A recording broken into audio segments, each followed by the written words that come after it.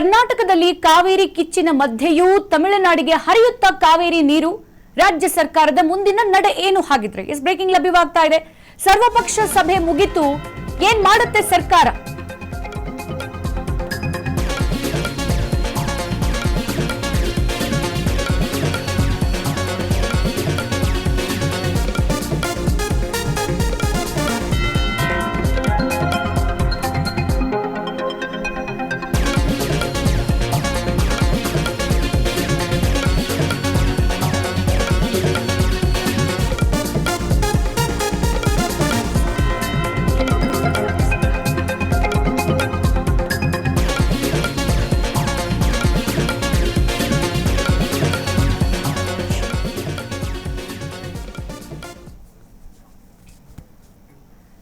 ಕರ್ನಾಟಕದಲ್ಲಿ ಕಾವೇರಿ ಕಿಚ್ಚು ಹೊತ್ತಿ ಉರಿತಾ ಇದೆ. ಅನ್ನದಾತರು ಬೀದಿಗೆ ಬಂದು ಹೋರಾಟ ಮಾಡ್ತಾ ಇದ್ದಾರೆ. ಮತ್ತೊಂದು ಕಡೆಗೆ ತಮಿಳುನಾಡಿಗೆ ಕಾವೇರಿ ನೀರು ಹರಿಯುತ್ತಾ ಅನ್ನುವಂತಹ ಪ್ರಶ್ನೆ.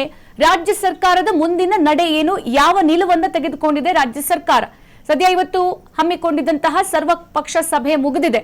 ಹಾಗಾದ್ರೆ ಮುಂದಿನ ನಡೆ ಏನು ಸರ್ಕಾರದ್ದು ಅನ್ನುವಂಥದ್ದು. ಈ ಕಾವೇರಿ ಕಿಚ್ಚಿನ ಮಧ್ಯೆ ಸದ್ಯ ವರುಣ ಕೃಪೆ ತೋರಿದಂತಿದೆ. ಕೆಲವೇ ಕ್ಷಣಗಳಲ್ಲಿ ಕಾವೇರಿ ನೀರು ತಮಿಳುನಾಡಿನತ್ತ ಹರಿಯುತ್ತಾ ಹಂಗಿದ್ರೆ ಅಂತ.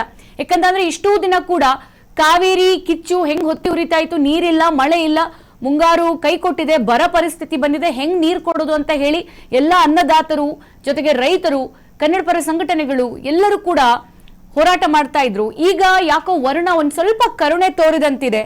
ಒಂದಷ್ಟು ಕಡೆಗಳಲ್ಲಿ ಮಳೆ ಚೆನ್ನಾಗಿ ಬರ್ತಾ ಇರೋದ್ರಿಂದ ಈಗ 10 ಅಡಿ ನೀರು ಕೂಡ ಹೆಚ್ಚಾಗಿದೆ KRS ನಲ್ಲಿ. ಮತ್ತೊಂದು ಕಡೆಗೆ 34 TMC ನೀರು ಒಳಹರಿವು ಕೂಡ ಹೆಚ್ಚಾಗಿದೆ ಕಾವೇರಿ KRS ಡ್ಯಾಮ್ಗೆ.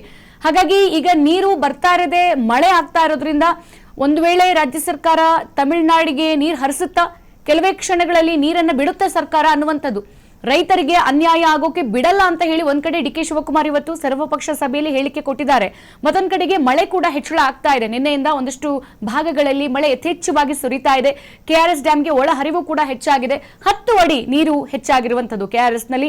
ಇದು ಕಾವೇರಿಯ ಲೆಕ್ಕಾಚಾರ. ಹಾಗಾಗಿ ಈಗ ಮಳೆ ಹೆಚ್ಚಳದಿಂದ ಕಾವೇರಿಯ ಕ್ಯಾಲ್ಕುಲೇಷನ್ ಏನಾದ್ರೂ ಬದಲಾಗಬಹುದಾ? ರೈತರಿಗೆ ಭರವಸೆಯನ್ನ ಕೊಟ್ಟು ಹಾಗಾದ್ರೆ ಸರ್ಕಾರದ ಮುಂದಿನ ನಿರ್ಧಾರ ಏನಿರಬಹುದು? ಆ ಕಡೆಗೆ ತಮಿಳುನಾಡು CM ಅವರ ಮಾತನ್ನು ಕೂಡ ತೆಗೆದುಹಾಕೋದಿಕ್ಕಾಗಲ್ಲ. CWMA ಹೇಳಿರುವಂತಹ ಆದೇಶವನ್ನ ಕೂಡ ಮೀರೋದಿಕ್ಕಾಗಲ್ಲ. ಮತ್ತೊಂದು ಕಡೆಗೆ ರೈತರಿಗೆ ಕೊಟ್ಟಂತಹ ಭರವಸೆಯನ್ನ ಕೂಡ ಮುರಿಯೋಕ್ ಸಾಧ್ಯ ಇಲ್ಲ. ಹಾಗಾದ್ರೆ ಸರ್ಕಾರದ ನಡೆಯತ್ತ ಚಿತ್ತ ಹರಿಸಿದೆ ಇಡೀ ರಾಜ್ಯ. ಸರ್ಕಾರದ ಮುಂದಿನ ನಿಲುವೇನು? ರಾಜ್ಯ ಸರ್ಕಾರ ಯಾವ ನಿಲುವನ್ನ ತೆಗೆದುಕೊಳ್ಳುತ್ತೆ?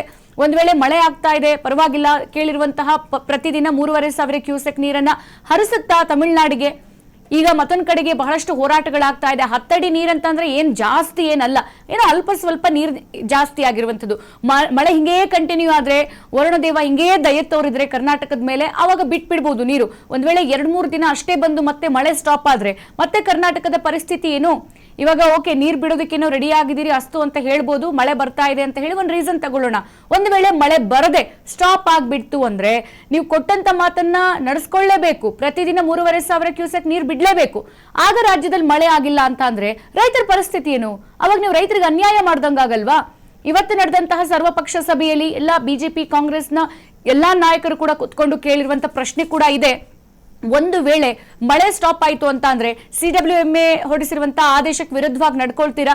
ಸುಪ್ರೀಂ ಕೋರ್ಟ್ ಕದ ತಡ್ತೀರಾ? ನೀರ್ ಬಿಡೋದಕ್ಕೆ ಸಾಧ್ಯ ಆಗಲ್ಲ, ನಮ್ಮ ಕರ್ನಾಟಕಕ್ಕೆ ಮೊದಲ ಆದ್ಯತೆ ನಮ್ಮವ್ರು ನೀರ್ ಬೇಕು ಅಂತ ಎಲ್ಲ ಅರ್ಥದಲ್ಲೂ ಕೂಡ ಇವತ್ತು ಆರ್ ಅಶೋಕ್ ಆಗಿರ್ಬೋದು, BY ವಿಜಯೇಂದ್ರ ಎಲ್ಲರೂ ಕೂಡ ಪ್ರಶ್ನೆಯನ್ನ ಇಟ್ಟಿರುವಂತದ್ದು.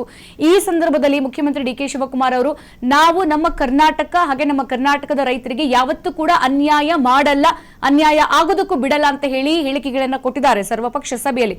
ಹಾಗಾಗಿ ಈಗ ಕೆಲವೇ ಕ್ಷಣಗಳಲ್ಲಿ ಹಾಗಾದ್ರೆ ನೀರನ್ನ ಬಿಟ್ಬಿಡ್ಬೋದಾ ಕರ್ನಾಟಕ ತಮಿಳುನಾಡಿಗೆ?